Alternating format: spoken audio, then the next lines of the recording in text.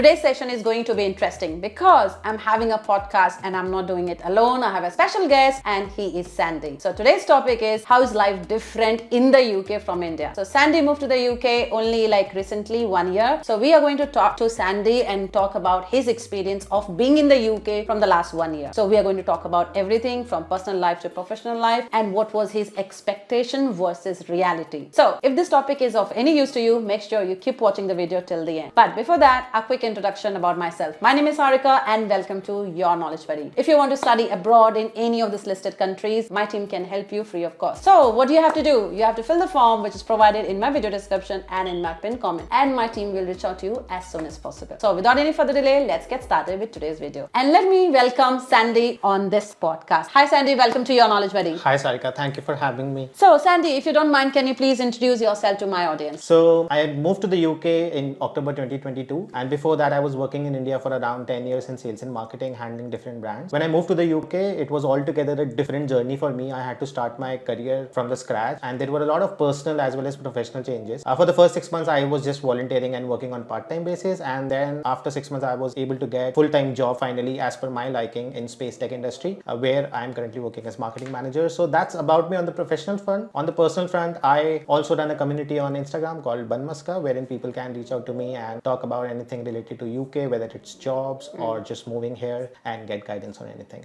Good. Thank you, Sandy, for the introduction. So Sandy, you said you moved here just like 1 year before, right? So let's understand from you. You moved here on a dependent visa, right? Yep. Yeah. So when you moved here, how was your job search experience? How did you land a job? What did you do? What was your struggle? Can you just talk about it? So when I moved to the UK, I had one thing in my mind very clearly, which was I didn't want any gap on my CV, because when you have a gap on the CV, it becomes slightly tough to find a job. I also wanted to get British experience on my CV ASAP. So before coming to the UK, I started reaching out to people on LinkedIn, and through one of my connections, I came across this person who was working in London, and he used to help startups enter UK market. So I reached out to him, I checked his website, and I saw a lot of potential of improving his social media. So I gave him an offer out of blue, asking him, if you want someone for social media, I can take care of it, and this is what I will charge you. Like I charged him, I quoted him £1,500, hoping that he'll agree, but he told me that he has no money. So I actually agreed to do it for free. I worked for free for the first 2 months. Then he liked my work. His page was growing. A lot of SOPs I had set up in his lead generation process. I had helped a lot of clients. I've also gone and attended offline events on behalf of startups across the world. So after 2 months, he converted my volunteer role to a part-time role himself, and then I started earning. During this first 2-3 months, one thing which I actively did is I went offline and met a lot of people. A lot of times what people do is when they come to the UK, they think LinkedIn, Indeed, Total Jobs is the only way to find job.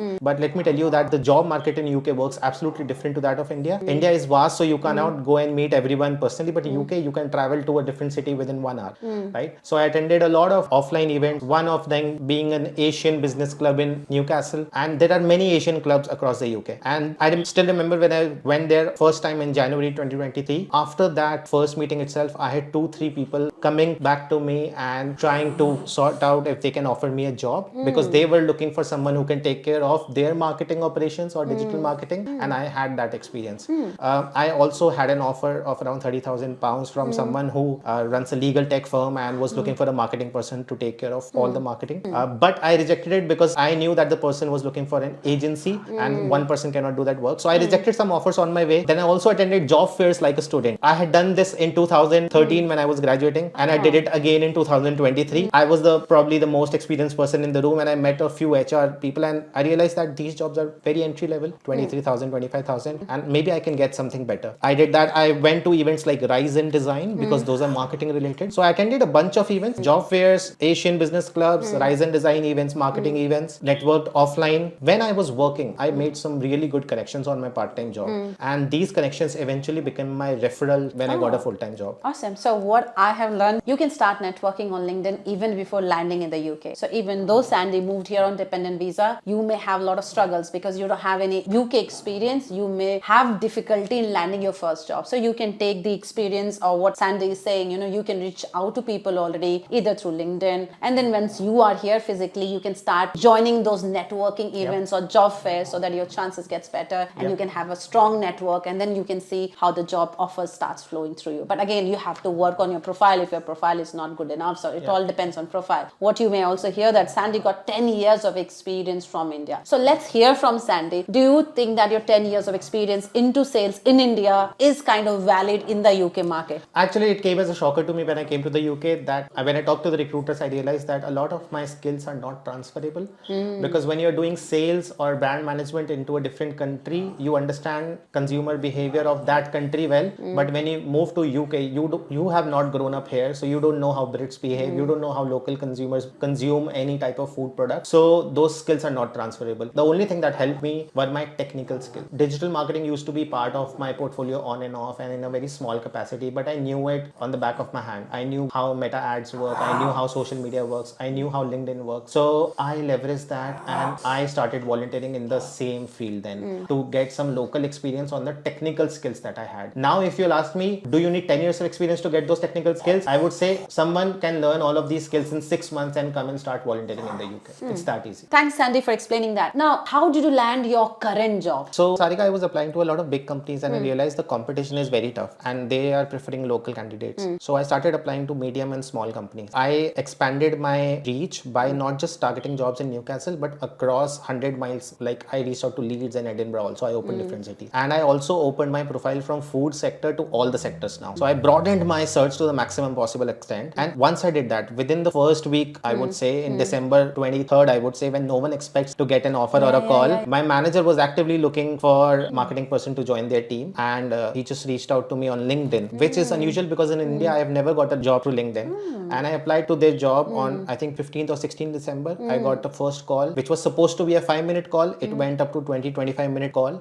And 23rd December was my first call. The process went for 4 months. Oh dear. Because in between there was Christmas vacation and my manager also had a baby, so that also happened. And then April 18 is when I finally joined my company.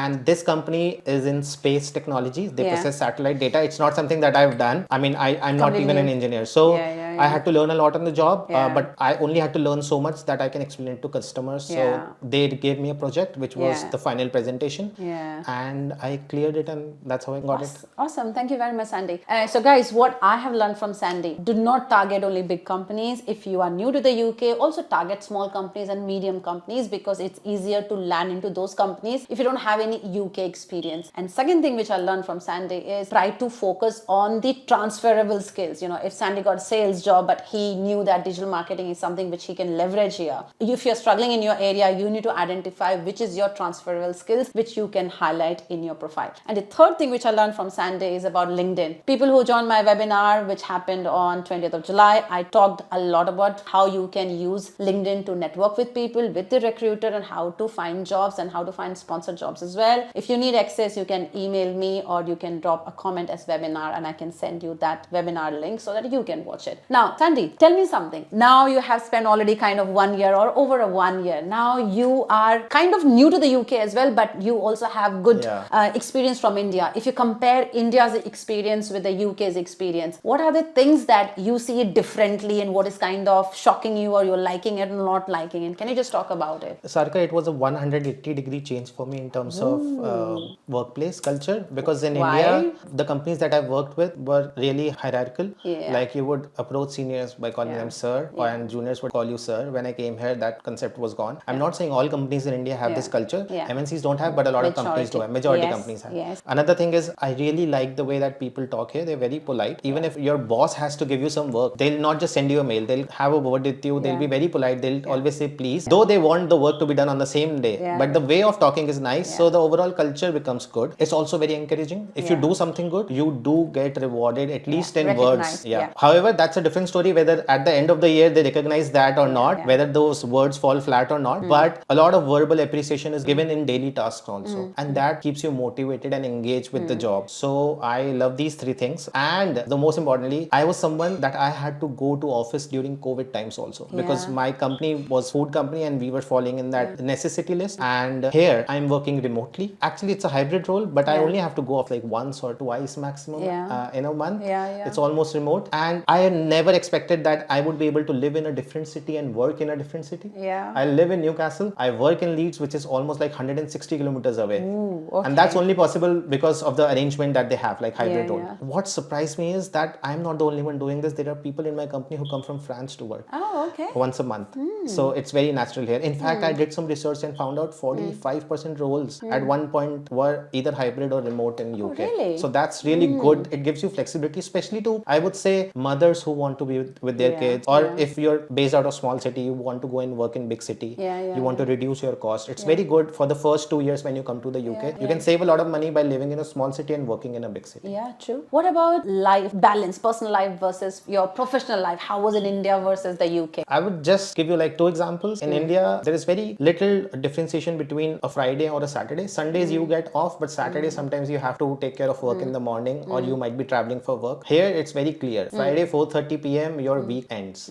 Officially it's 5 p.m. but 4:30 p.m. everyone winds up. No one disturbs you over the weekend. And another thing is, if you are given a certain responsibility, you can take calls in your job yourself. In India, if I had to take an approval of even 1 lakh or 2 lakh spends as a brand manager handling a portfolio of 30 crores, then also I will have to ask someone and talk to finance and get it cleared. Here, I'm given that liberty to take all those calls myself, even though I'm not at the same level, same title as I was in India. They trust you with your work a lot, and they give you liberty to go out and perform. And even if you make mistake, they back you, which a lot of companies in India do, but here I think it's more. It's more. Okay. So what I've learned again from Sandy, from his story, there's a perfect balance between your personal and professional life, and that's why even Sandy is able to make Instagram reels, because it takes a lot of time and effort to create any videos or reels. And that's one of the reasons why I'm also able to make YouTube videos, which is time consuming. And second thing, you are trusted, you are given opportunity, you are also allowed to make mistakes, and your managers are there to back you up. Okay, thanks Sandy. Now I'm going to ask you about diversity. When you were in India,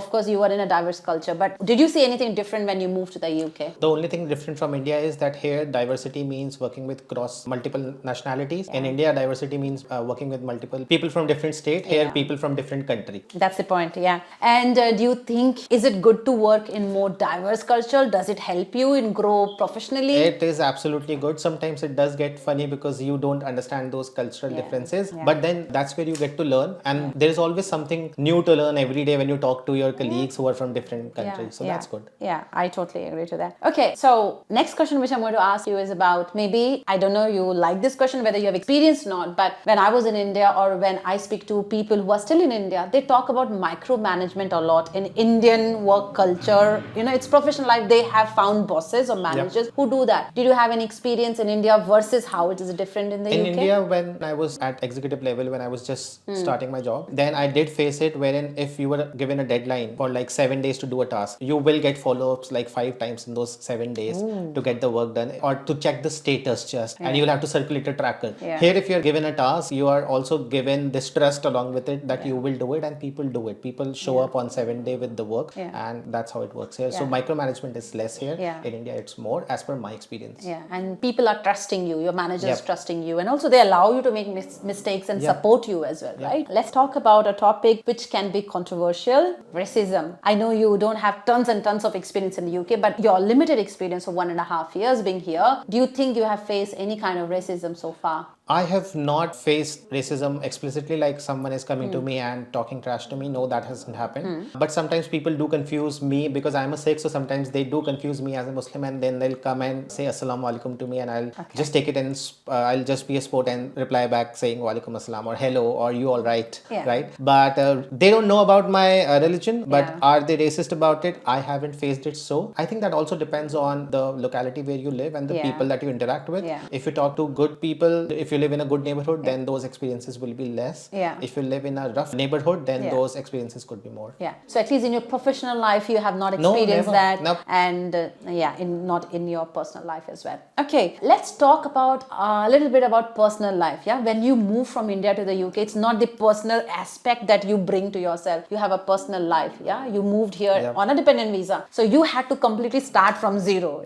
Whether it was your personal life, professional life, you have to set up yourself. How was a big big change from India to UK? What differences did you see or face in your personal life? What are things you have to adjust? I think we both had to make a lot of adjustment when it comes to doing chores at home. So you have to cook yourself, you have to take care of things yourself. If something gets faulty, you have to repair it yourself. You have to plan your weeks and days in advance. Like all our weekends are now planned like 4 weeks in advance. That is there. If I have to take a trip, I will plan it like 3 months in advance. I cannot take ad hoc trips. If I have to meet a friend also, I'll have to literally book my calendar, their calendar, and then we'll meet and catch up. So because life is busy for everyone and people have to go back home and do work at home also. So that's a complete drastic change which happened, but we are now getting adjusted to it and slowly trying to like it. To like it, I would say. Whether we fully like it, no. But there are good parts to it also, because now you get to cook your own food, so you can take care of your nutrition, what you're having. You are not dependent on maids, or there is no extra oil in your food, which used to happen in Gurgaon when we had maids and they were cooking food. So there are pros and cons. So one point I'm going to add here is, like, even Sandy and I, we were planning to have a catch up so that we can do this video for you guys. We were not able to find a common time, and with great difficulty, today is a lucky day when we are shooting this video. I'm going to ask you a question. Now, being here, you are here for some time. How's your experience India versus UK? Are you liking it, loving it, or you are kind of enjoying this phase now? I'm taking each day as it comes, because I'm not thinking too much about what I have lost or what I have gained, because when you regret something, then you tend to feel bad about it. India journey was phenomenal.